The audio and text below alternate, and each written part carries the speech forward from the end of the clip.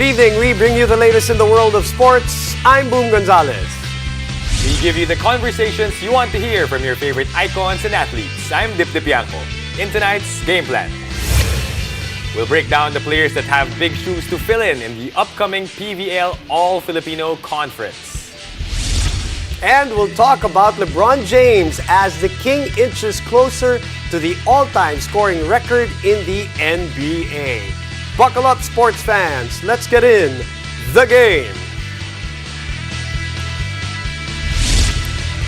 Volleyball fans don't have to wait much longer as the PVL is returning tomorrow with its All-Filipino Conference. A fresh start usually brings an added responsibility, especially with all the moves that happened in the off-season. Now with us to talk about players who are expected to make a huge jump is PVL analyst, our partner, Mela Tunay. Hello, Mela.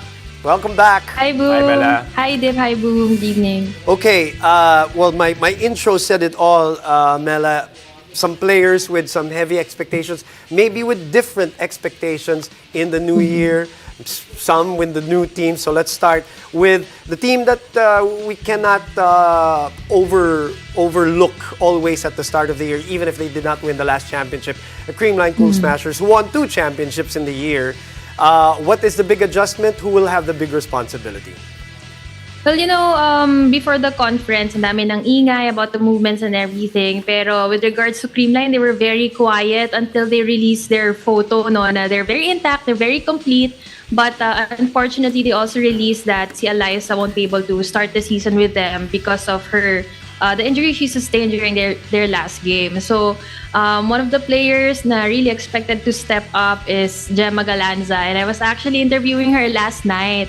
Although sabi niya naman there's no pressure masyado kasi like we know their system as a team na everyone's really trying to fill in for anyone na hindi makakalaro, diba? And they still have a lineup full of MVP, so they still have Tots Carlos there. Of course, Gumabaw, always quality minutes for Creamline. But as for Gemma, yung leadership na mawawala because Eliza won't be in the court, she's trying to kumbaga, share also while she's with them in training. So she's really trying to inspire everyone pa rin naman. All right, before we move on to somebody else, crucial yung sinabi mo na isa, she won't start the conference. Yeah. Let's clarify that because there is a possibility Yes. no, na babalik siya before the end of the conference. Yeah. Okay, yan. Right, okay. Lipat tayo sa next player on the list, Mela. Of course, this one, bago yung kanyang team. A lot of guesses, people are thinking, which pink side will she go to, diba? Creamline ba or Akari? And finally, when the news came out, okay, Charger pala siya. Dindin Santiago Manabat. How do you see her fitting well with this team, especially coming off the reinforced conference, wala nang Priscilla Rivera? Ano yung magiging role ni Dindin Santiago Manabat?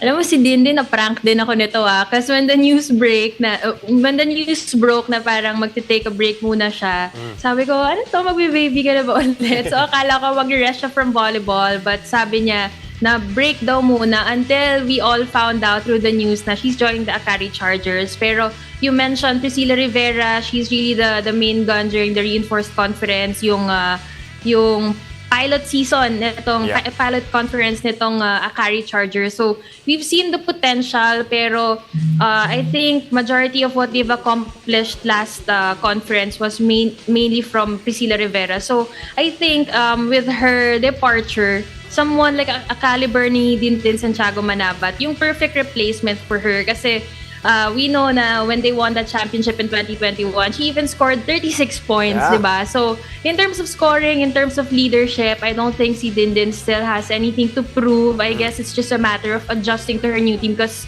they're only given a very short time, diba? From ending her contract with Cherry Tigo in December, January, adjustment period, and then February, first week of February, PVL na agad. So hopefully, maging maganda yung transition. Well, the good thing that's working for Akari, Mela, is the fact that they had a real off-season to work, as compared to the last time. So they're na parang 2 months na binuo and gave a good account of themselves. So that's an exciting move that they made in the off-season, and we'll see them tomorrow in the opening doubleheader. Speaking of exciting moves, bumagyo dun sa kabila sa F2, Myla Pablo, that big move. What are your thoughts on this one?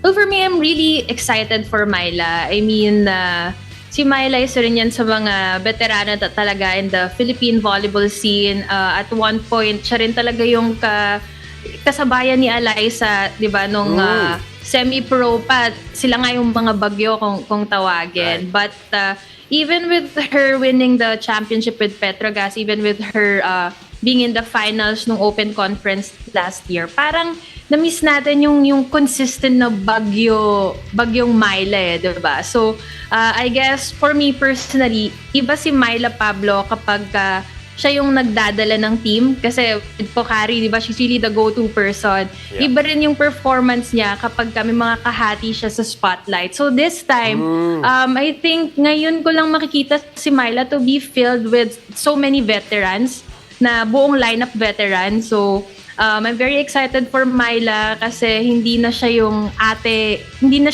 na siya lang yung ate dito.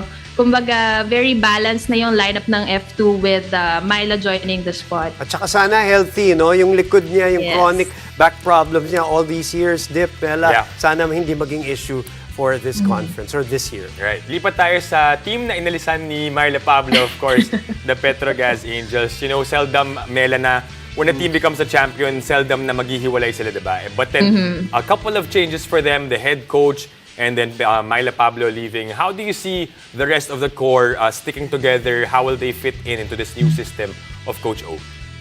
Well, I think with any lineup who still have, ito no bias talaga to but boom, tell me if I'm wrong but any lineup with an Aiza Maiso Puntillas there, I think lagi pa rin niyang may magic may possibility na kahit na maraming nawala sa kanila at maraming nadagdag sa ibang teams, you can't really take your eyes off Petrogas kasi syempre yung mga veterans sila, nandyan pa rin si Ate Chisa who really knows how to make yung mga spikers niya to give their best performances. Si Jonah Sabete, personally, I've seen her in her best volleyball here sa Petrogas. So, I think the question for their team now is nawala yung MVP na reinforcement nila, nawala rin yung kanilang best open spiker. So, may magbabalik ba? Are we gonna see the MVP form of Retzel Sultones whom we haven't seen majority nung 2022?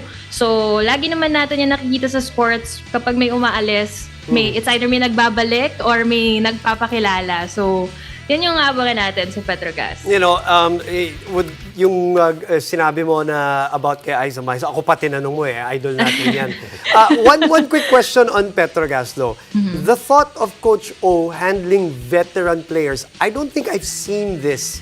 Nela, this is an interesting wrinkle na gusto kong abangan in this conference. Sanay tayo yung sa Ateneo, sanay tayo sa Chocomucho na bata-bata ng konti or mas bata pa nga in college. What do you think is this dynamic now that Coach O has a whole team of veterans this time? Well, actually, just like you, I'm very curious because I think the most veteran player in women's volleyball that he coached is si Denden Lazaro Revilla. Pero looking at that, at least with that pattern, I think naibalik niya yung prime Denden. Parang higit pa nga.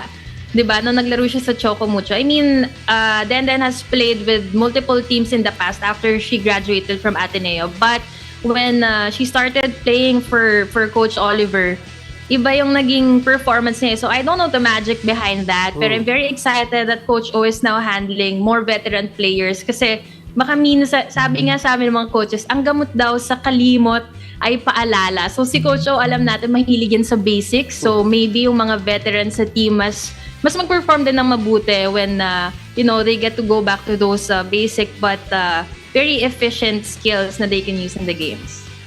Well, thank you very much, Mela. We can't wait for the season to start. And thank you very much, as always, for coming on to the game. Thank you, Boom. Thank you, Dip. And isang tulog na lang, balik volleyball na tayo. The PVL All-Filipino Conference is coming your way starting tomorrow, February 4. Catch the games live on One Sports Plus, Signal Play, and the Smart Livestream app. And after the break, we'll talk about history in the making as Lebron James gets closer to adding all-time scoring leader to his legendary career. Stay tuned. You're watching The Game.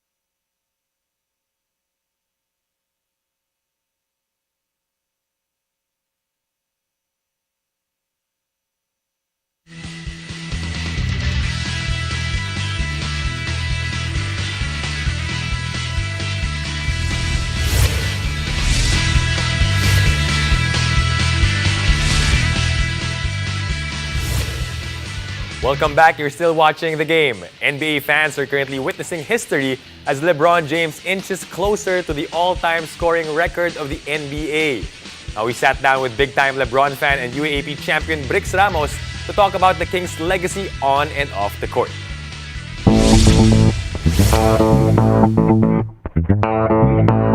Good evening, everybody. My name is Boom Gonzalez. Today with former captain of the Fighting Maroons, UAAP champion, and of course, LA Lakers and NBA fan, Brix Ramos, joining us. Cap, how are you? Hello, hi. I've been good po. We've talked about this in the past. You're a big LA Lakers fan. You're a LeBron James fan too. Yeah.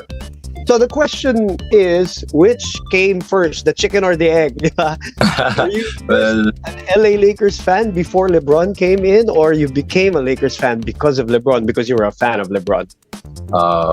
I was more of a LeBron James fan first. And then, back then kasi, yung kuya ko, he's always been a Lakers fan. So, I get to watch Lakers games when he watches. So I've always been appreciative of the Lakers. But then, since I'm a LeBron fan, as soon as he joined the Lakers, mas naging fan din ako ng Lakers. Win-win. Win-win. Parang it's a marriage made in heaven, in NBA heaven, so to speak. Okay, so you are a LeBron James fan. There's so many things that a lot of people love about LeBron James, about his game, maybe even outside his game. Can you give me a few things that you love about LeBron, maybe on and off the court na rin? The thing I love about him the most is the way he makes the right plays. I know that, he's sort of a pass-first player, and that's why I really enjoy watching the way he plays. Kasi as a player, as a point guard, that's the way I play. So, seeing it at a higher level, si LeBron talaga yung idol ko. Like, just watching him make the right passes, making the right plays, driving to the basket when he needs to. Those are the things that I love watching him. Ang pinag-uusapan here on his 20th year, more than anything else, is his scoring. And why? Because obviously he's looking to break the all-time scoring record that has been there since 1984. So what are your thoughts on that? This is something we won't be seeing in a long time. Like the level of consistency, a player of this talent that's known as a pass-first player that's actually scoring just as much. Appreciate greatness while we can. And especially since it's his 20th year in the league, probably a once-in-a-lifetime thing for everybody to experience. The Lakers, unfortunately, are down right now sa Western standings. Do you think they're going to make a run into the play-in, into the playoffs with the trade that they make, and Anthony Davis coming back and LeBron still playing LeBron-esque? I think they will. I just You believe that? How are they going to make that run? Hopefully, LeBron, the way he's playing, he's going to keep at it. And now with AD returning and with Rui Hachimura, that's going to be a big help for the Lakers. And I believe in them. Okay. MJ, Kobe, LeBron, Kobe, MJ, 1, 2, 3. Where are you ranking the three greats? Pwedeng mag-explain after. Sige lang. Oh, yeah.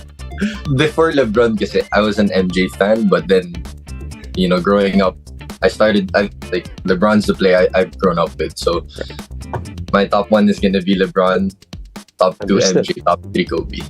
When it comes to the GOAT discussions, I feel like it's more of a subjective kasi your GOAT depends on the way you appreciate and the way you understand the game. Like, let's say you're a hooper, you're somebody that enjoys elite scoring on all different levels. For sure, your GOAT's gonna be MJ or Kobe. They can get buckets, they have that killer mindset. But then if you're someone who enjoys, playmaking, passing first, all around type of player, then, I think LeBron James would be your GOAT. 2-in-1 question to end this conversation. 89 points, you said, right? How many games would it take for him to pass Kareem, do you think? Yung 89 points na yun, how many games? And what shot, hula ka, what shot will break the record? 3-point shot, a dunk, maybe a driving hook. Oh, that would be great. Kareem skyhook. What do you think? I think probably in 2 to 3 games, and it would be, I'm guessing a 3-pointer. A 3-pointer. Yeah, a 3-pointer. Well, the Lakers LeBron is perimeter LeBron, and it's not impossible that that's going to happen. That's Brix Ramos. My name is Boom Gonzalez, talking about LeBron. He is always a fan. We are always a fan right here in The Game.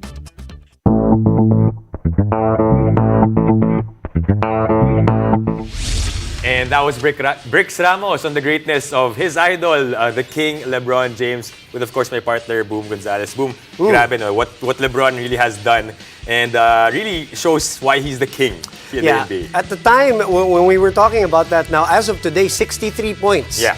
I asked him how many games. So how many games do you think LeBron will do? Will he explode in the next 2 games? Do you I think he will. He's doing so much for the Lakers. They won today. Yeah, they won today by 1 point. And if they're going to try to make a playoff push, he's going to keep going. I believe. So 63 points. You think how many? 2 games, 3 games? How many? Kaya niyan 3 games yan. I was asking also, what kind of shot do you think will break the record? You know, the tickets are going up to, I saw like $93,000 for the tickets. That's crazy. Yeah, the game that they're expecting for him to break the record. What do you think? A dunk? A 3-point shot? I think it's going to be a 3-point shot. You too, I think it's going to be a 3-point shot. You think so? Okay.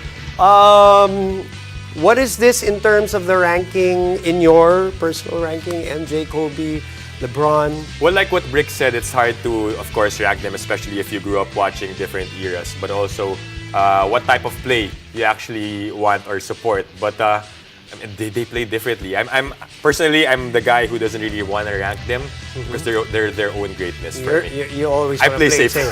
You always want to play safe. Exactly. Okay, the game earlier, the Indiana Pacers, they won. Do you think they're going to make a run into the play-in or the playoffs? Okay, let's talk about the team also alongside LeBron. Do you think they're going to make a run to the play-in, the playoffs, or? It's possible as long as, you know, there were talks if Westbrook's going to be traded, right? We're approaching trade deadline now, but Westbrook, he's on and off. I don't know if the Lakers will want to move him elsewhere, but also there are signs where, you know, the Lakers can actually play with chemistry. You can see it. We've seen behind the scenes where, you know, they're more, they have bonding in the locker room. But if Westbrook just turns the Jets on, he's able to get himself together, then I think Lakers really have a good chance. Yeah, especially because in the West, if you see the standings, you know, like between, let's say, number 4 to number 10, diba? They're like 2-3 wins away, and if, as you said, they can get healthy or sustain this what they're doing right now, where AD's playing, there's Roy Hachimura now, they might go on a run, and all of a sudden we might see them, you know, at 6, you know, all of a sudden. And this would be a great way to cap off, let's say, a year where he breaks the record. Because, tell me if I'm wrong, medyo, I don't know, maybe from a personal level, if you break the record of the same year and then you don't make the playoffs, it takes a little bit of shine off that. And am I wrong in saying that? No, I agree with you. I mean, of course, the record is there. We're happy for LeBron. We congratulate him. But of course, it's like the same thing as the Warriors, right? When they got that record of 72-10, but they didn't win the championship. You know, that lessens the meaning of what they accomplished that year. So I think that makes sense. Would be nice if they make a run to the playoffs. They don't need to make the finals because our Pels and Mavs are, you know. Don't talk about the Pels and the 11-game losing streak. A lot of people here in the studio are going to be happy if the Lakers make it to the playoffs. Now, speaking of the purple and gold, don't miss out on the NBA regular season action this February 5. The Los Angeles Lakers, as we mentioned, face the New Orleans Pelicans at 9 a.m. Philippine time on TV5. Hopefully Zion will be playing. And if you're looking for some Eastern Conference action, check out the Greek Freak, who scored, 53 today? 53, yep. He's in my fantasy. I should know. With the Milwaukee Bucks as they go head-to-head with the Miami Heat, same time on NBA TV Philippines. And after the break, we'll take a look at some highlights in the recently concluded Heroes Off the Pitch Award Gala. Stay tuned. You're watching The Game.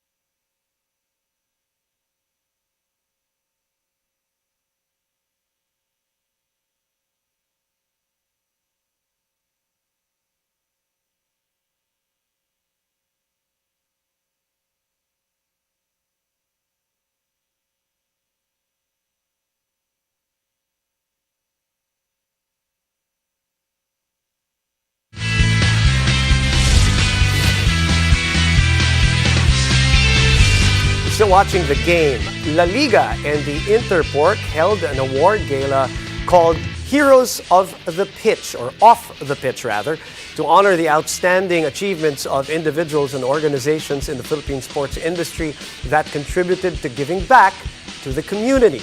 Now, the PBA was awarded the Best Community Program for its contribution in Navotas. Let's learn more about the event as we take a look at this. So this event is brought by La Liga, that's Spain's professional football league, and our partner Interpork, Spanish Pork.